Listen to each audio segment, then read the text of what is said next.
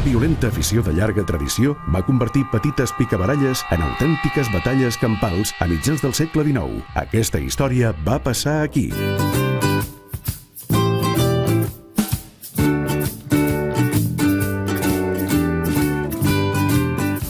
Som a la cruïlla dels carrers del Tigre i del Lleó. I aquí, a mitjans del segle XIX, existien dos bandes de pedraires rivals, que eren els tigres i els lleons. Uns utilitzaven la bandera negra en símbol de la mort, els altres la vermella en símbol d'extermini, segons ells, i eren unes bandes de pedraires de les més perilloses del Raval i les més enfrontades. Els pedraires eren bàsicament uns grups de gent jove, bàsicament nois, que el que feien és que es barallaven a cops de pedra amb altres grups de joves. Això, de fet, és una cosa bastant típica, fins i tot molts de nosaltres, sobretot gent una mica més gran, ha viscut als seus pobles i ciutats, del fet més comú. Però aquí a Barcelona, des de l'edat mitjana, ja des del segle XIV, hi ha notícies d'enfrontaments molt forts, amb morts fins i tot, i podríem dir que era l'equivalent al que més tard serien les bandes juvenils o a nivell seriós del que podríem ser, per exemple, les mares llatinoamericanes o així. Era una cosa seriosa i fins i tot hi havia rivalitats que acabaven amb morts d'un bàndol i de l'altre.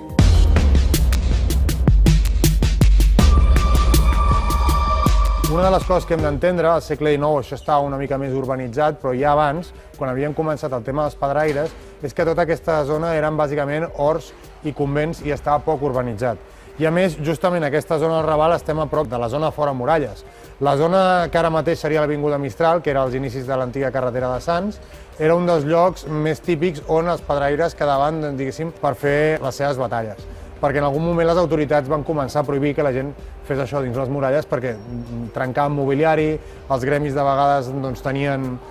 reclams a les portes, quedaven malmesos i fins i tot, clar, com s'ocasionaven morts, doncs això estava perseguit i la manera d'intentar quedar per fer aquestes batalles era als exteriors.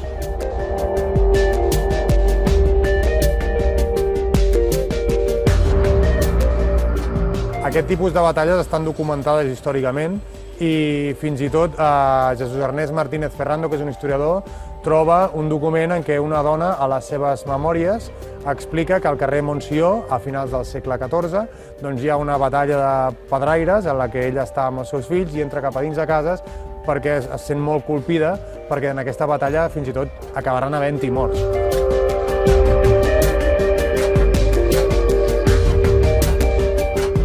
El baró de Maldà explica que al Raval s'ajunten els xicots de fàbrica, que serien els que venien del Raval, de les primeres fàbriques que hi havia, amb els xicots d'estudi, que eren els estudiants, i es tiraven de pedrades. I tal com ell diu en el seu català incorrecte, diu que a ell no li gusten aquest tipus de persones que es dediquen a fer aquestes coses. Van haver-hi moments en els quals les autoritats van acabar perseguint, diguéssim, aquestes baralles de pedres, i aleshores va ser el moment en el qual la gent va començar a barallar-se més aviat a les zones de fora muralles i més a prop de la zona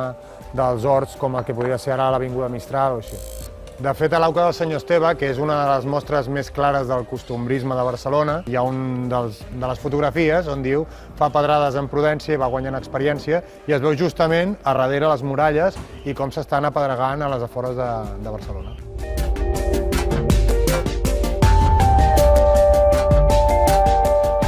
Tenim documentació del final de l'edat mitjana o del segle XIX que confirma l'existència d'aquestes batalles de pedres, però és de suposar que, encara que no estigui documentat, segurament tant a l'edat antiga com a la prehistòria, la gent es tirava pedres, perquè és una de les coses més primàries i, de fet, no ens enganyem.